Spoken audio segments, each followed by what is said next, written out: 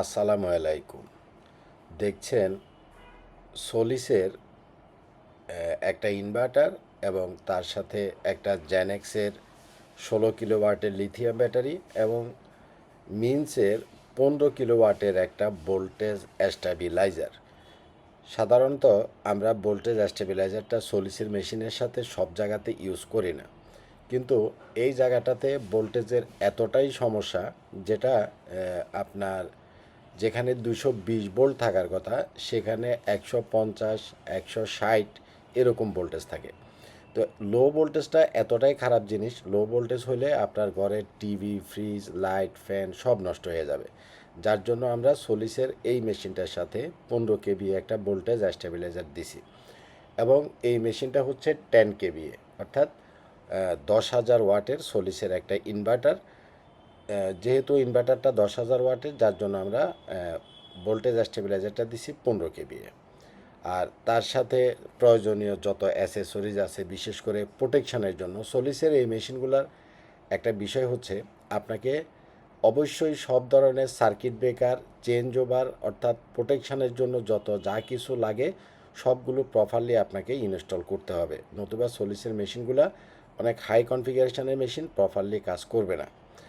এখানে একটা বিশেষ জিনিস আমি আপনাদেরকে বলি, আপনারা যারা গ্রো ওয়াটের মেশিনগুলো ইনস্টল করেন ওইটাতে আপনার ঘরের যে কমন আর্থিং আছে সেরকম একটা আর্থিং দিলে হয়ে যায়, কিন্তু সোলিসের অনগ্রিড হাইব্রিড যে মেশিনগুলো আছে, অর্থাৎ প্রত্যেকটা সোলিসের মেশিনের সাথে আপনাকে আলাদা করে দুইটা গ্রাউন্ডিং করতে হবে, অর্থাৎ দুইটা আর্থিং করতে হবে মিনিমাম 14 থেকে 15 ফিট। তো আপনারা চেষ্টা করবেন যেটা কফারের যে পাইপগুলো আছে, কফারের পাইপ এবং কফারের কেবল দিয়া সোলিসের এই গ্রাউন্ডিংটা প্রপারলি ইনস্টল করতে। গ্রাউন্ডিং বা আর্থিং যদি আপনি সোলিসের মেশিনের সাথে প্রপারলি না দেন তাহলে মেশিন কিন্তু পুড়ে যাবে, নষ্ট হয়ে যাবে। সেই দিক থেকে বিবেচনা করলে গ্রো ওয়াটের মেশিনগুলো ইনস্টল করা যতটা সহজ, সোলিসের এই মেশিনগুলো ইনস্টল করা ততটাই কঠিন। এবং এখানে সার্জ প্রোটেক্টর থেকে আরম্ভ করে চেঞ্জ ওভার, সার্কিট ব্রেকার যত যা কিছু আছে সব জিনিস আমরা এখানে প্রপারলি দিছি। যেহেতু 16 কিলোওয়াটের লিথিয়াম ব্যাটারি দেওয়া আছে, এখানে লং টাইম ব্যাকআপ পাবে এবং যেহেতু ভোল্টেজ স্টেবিলাইজার দেওয়া আছে, এই একটা ভোল্টেজ স্টেবিলাইজার দিয়েই আপনার ঘরের এয়ার কন্ডিশন, টিভি, পানির মোটর, লাইট, ফ্যান যা কিছু আছে কোনো কিছুই আপনার ভোল্টেজের জন্য নষ্ট হবে না। ভোল্টেজ স্টেবিলাইজার কেনার ক্ষেত্রে আমাদের বাংলাদেশে হাতে বানানো বিভিন্ন ব্র্যান্ডের নাম দিয়ে কিছু ভোল্টেজ স্টেবিলাইজার কম দামে বিক্রি করে, এগুলো কিনা যাবে না। অবশ্যই ইম্পোর্টেড এবং 100% অরিজিনাল ভোল্টেজ স্টেবিলাইজার কিনবেন, যেমন মিন্সের এগুলো সরাসরি চায়না থেকে ইম্পোর্ট করা। লিফটের জন্য যে স্টেবিলাইজারগুলো আসে সেগুলো নেবেন। 10 কিলোওয়াট দিয়ে আপনি 3টা এয়ার কন্ডিশন চালাতে পারবেন, একটা টিভি চালাতে পারবেন, একটা ফ্রিজ চালাতে পারবেন, একটা ডুপ্লেক্স হাউসে আপনি সবই চালাতে পারবেন।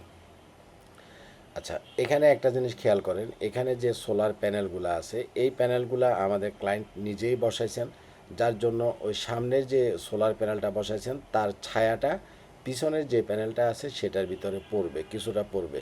তো উনি প্রথমে যেভাবে বসাইছিলেন সেটা আরও খারাপ ছিল। পিছনে টিনের উপরে যেগুলো আছে এগুলা দিছিলেন হলো দক্ষিণ দিকে, তার ডান পাশে আরেকটা টিন আছে, এই দুইটা দিছিলেন হলো, মানে এগুলা তো দক্ষিণ দিকে আছে আবার ওই পাশের চালে অর্থাৎ উত্তর দিকে করে, তো যার কারণে বসানোটা হয় নাই, ওনার এখানে স্পেসের অনেক সমস্যা। তো লাস্টে পরে এই দুইটাকে ডান পাশে টিন থেকে খুলে এনে এই পাশে উনি আবার বসাইছেন। তো যাই হোক, এটা যেহেতু টিন শেড, এটার পিছনে আছে হলো 4টা আর সামনে আছে হলো 6টা, মোট 6টা, 4টা আর হলো 6টা মিলে টোটাল আপনার সোলার প্যানেল হলো 10টা, অর্থাৎ 7,000 ওয়াটের সোলার প্যানেল, জিঙ্কো 715 ওয়াটের প্যানেলগুলা, বাইফেসিয়াল এবং এন টাইপ। এই সেট আপটা হচ্ছে কিশোরগঞ্জের বাজিতপুর মেডিকেল কলেজের পাশে আমাদের এক অনারেবল কাস্টমারের বাড়িতে। তো এখানে আসলে একে তো হচ্ছে ইলেকট্রিসিটি টোটালি থাকে না, প্লাস হচ্ছে ভোল্টেজের মারাত্মক সমস্যা, মাঝে মাঝে ভোল্টেজ 130 ভোল্ট পর্যন্ত নেমে যায়। তো আপনাদের যেসব এলাকাতে ভোল্টেজের সমস্যা আছে, এপাশে আবার কাঠ দিয়ে স্ট্রাকচার বানাইছেন উনি, এটার নিচে কাঠ দিয়ে বানাইছেন। আচ্ছা যাক, আপাতত অথবা কাঠ দিয়ে করছেন, পরবর্তীতে এটাকে ইয়ে করে দিবেন আর কি।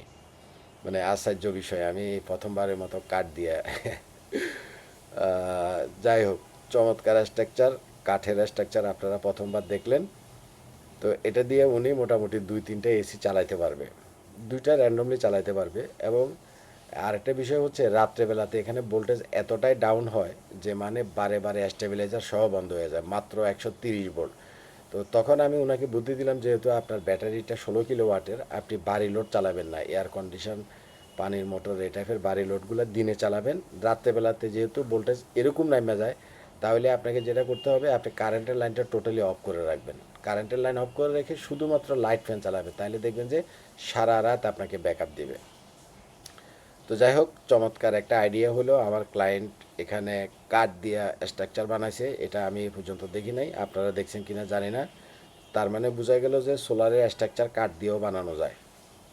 আপনার 23 ডিগ্রি অ্যাঙ্গেল থাকতে হবে, তারে বলছিলাম, সে 23 ডিগ্রি অ্যাঙ্গেলেই বানাইছে। কিন্তু এক সাইডে দিছে হলো টিনের উপরে, আরেক সাইডে দিছে একটার সামনে আরেকটা, যেটার সামনেরটা পিছনেরটা ছায়া পড়বে, আর এখানে দিছে হলো কাঠ দিয়ে স্ট্রাকচার। চমৎকার আইডিয়া আসলে। আমাদের মাথায় অনেক ব্রেন, আমাদের 23 ডিগ্রি দরকার, 23 ডিগ্রি বানাবো, এটা কাঠ দিয়ে হোক আর যাই দিয়ে হোক, সমস্যা তো নাই। তো আসলে এখানে আউটপুটে কোনো সমস্যা হবে না, যেহেতু ডিগ্রি ঠিক আছে। তবে হয়তো কাঠটা উনি সাময়িকভাবে দিয়েছেন, পরবর্তীতে এটা চেঞ্জ করে নিতে পারবেন। হ্যাঁ, ফ্রেমটা ভালোভাবে এই পাশেরগুলোর মতো করে খাড়া করে দিলেই হবে, এমএস বা লোহা দিয়া বা যে কোনো কিছু দিয়া। তো একটা এসি এখানে মোটামুটি খুব র্যান্ডমলি চলে, দিনে রাতে 24 ঘন্টা চলে, জেনারেলে 2 টনের একটা এসি। আর তার সাথে পানির মোটর তো দিনের বেলাতেই চলে, মোটামুটি তার দিনের কোনো ইলেকট্রিসিটি বিল আসবে না। এখানে মেন সমস্যাটা হচ্ছে ভোল্টেজটা দিনে তো কম থাকুক বেশি থাকুক সেটা বোঝা যায় না, কারণ সোলার থেকে ডাইরেক্ট চলে। বাট সন্ধ্যা হইলে যখন সোলারটা চলে যায়, ভোল্টেজ নামতে নামতে 150-130-এ চলে আসে। এরকম যদি আপনার এলাকায় ভোল্টেজের সমস্যা থাকে, অবশ্যই ভালো মানের ভোল্টেজ স্টেবিলাইজার ইউজ করবেন। আমাদের বাংলাদেশে সাকর যে ভোল্টেজ স্টেবিলাইজারটা, এটা খুব ভালো মানের একটা ভোল্টেজ স্টেবিলাইজার ছিল, কিন্তু এখনকার মার্কেটে সাকর অরিজিনালটা পাওয়া যায় না। সাকর যে ভোল্টেজ স্টেবিলাইজার পাওয়া যায় সেটা হলো আমাদের দেশে হাতে বানানো ভোল্টেজ স্টেবিলাইজার। এটা কিন্তু 2 দিন পরে পরে নষ্ট হয়ে যায়, পুড়ে যায়, আগুন ধরে যায়। তো আপনি যদি সাকো কিনেন, অবশ্যই ইম্পোর্টেড যেটা যেটা লিফটের জন্য ইম্পোর্ট করা হয় সেটা কিনবেন, অথবা এই স্টেবিলাইজারটা ইউজ করবেন। এটা মিনস এটা ডাইরেক্ট ইম্পোর্টেড এবং 100% জেনুইন। এবং এই স্টেবিলাইজারগুলো সার্ভো মোটর সিস্টেম, এবং স্টেবিলাইজারের ক্ষেত্রে আপনি যতটুকু লোড দিবেন তার চাইতে বেশি আপনি স্টেবিলাইজার দিবেন। অর্থাৎ আমাদের এখানে মেশিনটা হলো 10,000 ওয়াটের, আর আমরা স্টেবিলাইজার দিছি 15 কেবি। 15 কেবি মানে হলো 12,000 ওয়াট। অর্থাৎ মেশিনের চাইতে একটু বেশি ওয়াটের ভোল্টেজ স্টেবিলাইজার ইউজ করবেন। ভালো থাকবেন। একটু খরচের আইডিয়াটা দেই, এই সেট আপটা করতে তার কমপ্লিট খরচ হয়েছে 10 লক্ষ টাকা। আপনাদের এই ধরনের যদি একটা সেট আপ লাগে 10 কিলোওয়াটের, আপনাদেরও এই পরিমাণ খরচ হবে। আসসালামু আলাইকুম।